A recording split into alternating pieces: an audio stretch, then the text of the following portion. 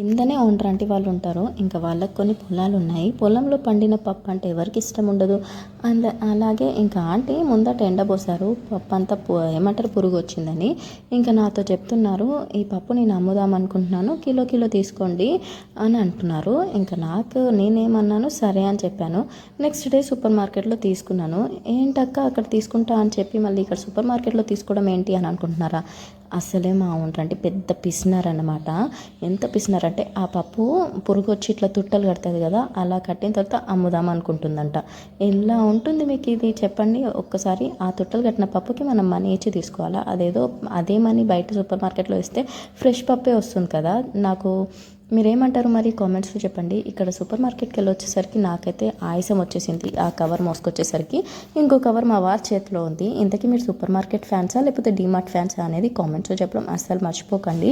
So మీ లైఫ్లో కూడా మీలాంటిది ఏదో ఉండే ఉంటుంది కదా. పిసినారు వాళ్ళ చేతిలో బలవ్వకుండా ఉండాలంటే ఏదో ఒకటి నేర్చుకోవాల్సిందే, మరి తప్పదు.